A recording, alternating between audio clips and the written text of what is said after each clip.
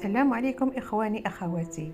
اليوم غندير معكم واحد الفيديو جديد ديال طاجين مخضر بالقوق وجلبانه. هاد الطاجين تيجي لذيذ، تجي المريقه واقفه. راكم عارفين الطاجين كي تيجي في المذاق ديالو تيجي واحد. بالنسبه لهذه القيته ديال الجبنه والقوق انا درت لهم بهذه الطريقه. درت القوقات عمرتهم بالجبنه وما تبقى ديال الجبنه حطيتها في الطاجين. هاد الطاجين تيجي رائع جدا.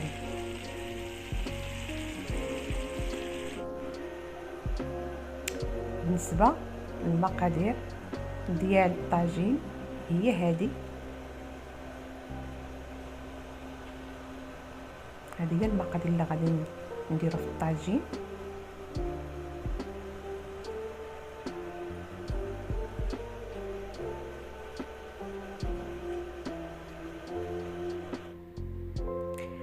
تناخذ واحد الكوكوط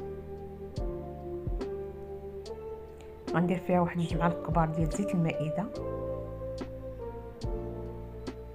تنديرو اللحم، ديري رابعه، ديري نص كيلو، ديري داكشي اللي عندك ديال اللحم. تندير واحد المعلقه صغيره ديال الملح، تدير واحد نص معلقه ديال الفلفل الاسود او الابزار، نص معلقه من السكنجبير، نص معلقه من الكركم او الخرقوم،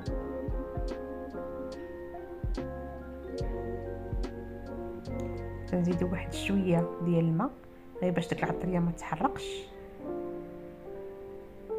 تنشرملو داك اللحيمه في العطريه مزيان.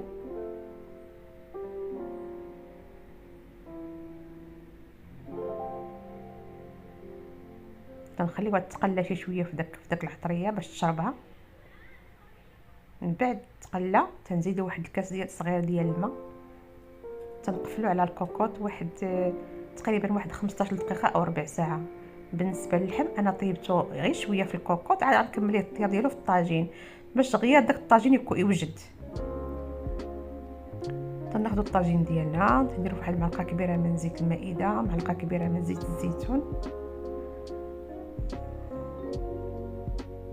بالنسبه للمطيشه انا ديما تنديرها هي الاولى في الطاجين. تنديروا واحد 2 مطيشات كبار مقطعين دوائر. تزيدوا واحد بصله كبيره كذلك مقطعه دوائر، تنوضعوها فوق داك الطماطم. ما توضعيش البصله هي الاولى في الطاجين، ديما ديري مطيشه هي التحتانيه لان البصله تتحرق في الطاجين.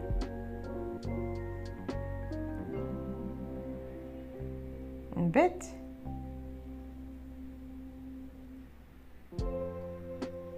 تنزيدو داك اللحيمه اللي طابت في الكوكوط. طابت ماشي طابت بزاف، غير شويه، غير واحد ربع ساعه هكاك اللي طابت في الكوكوط. غنكملوا ليها الطياب ديالها في الطاجين.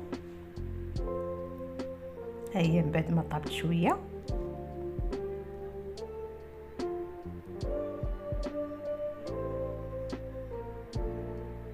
تنزيدو كذلك واحد شويه ديال الابزار او الفلفل الاسود، شويه ديال السكنجبير.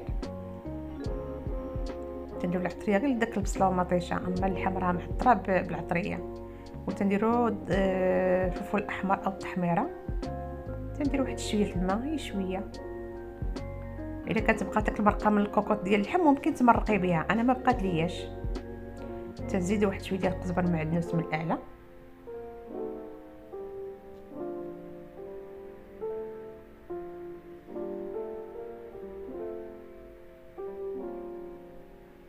تنزيدوا واحد 2 ديال الدروس ديال الثوم مهروسين.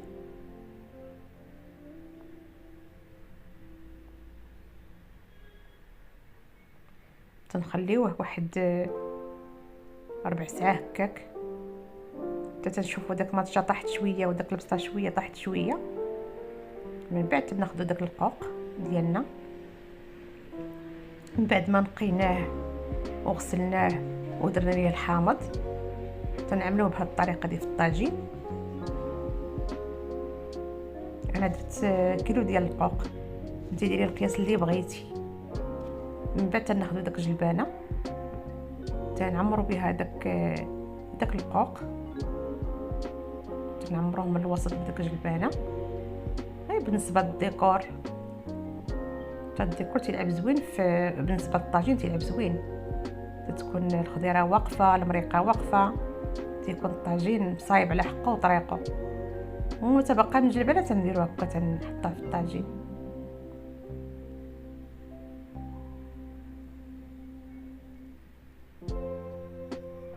هاد الطاجين تيجي لذيذ، يعني تيطيب غير في داك شويه الماء اللي درنا، ما تطلق الماء ديالها تيطيب في المرقه ديالو.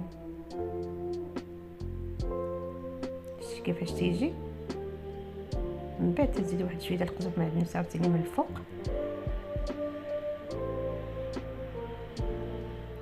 بالنسبه للفلفل الاحمر او التحميره انا تنديرها في الطاجين، انا ما تنديرش الكركم بزاف، درتو غير مع اللحم. اما مع الخضره انا ما تنديرش الكركم، تندير التحميره او الفلفل الاحمر، هو اللي تيتواتى مع الطاجين. وتنزيدو شويه ديال البزار او الفلفل الاسود.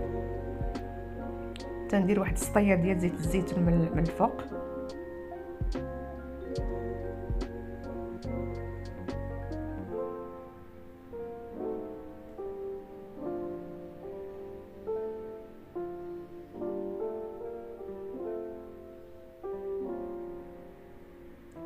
تنزيد واحد شويه ديال الملح.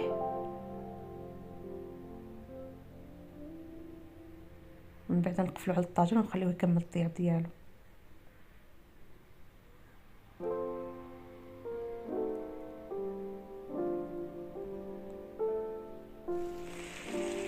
من بعد ما طاب الطاجين، طاب داك الجلبانه، طاب القوق، الحيمه كملات طيابها، المريقه واقفه، تيجي هاد الطاجين وتجي هاد المريقه خاتره.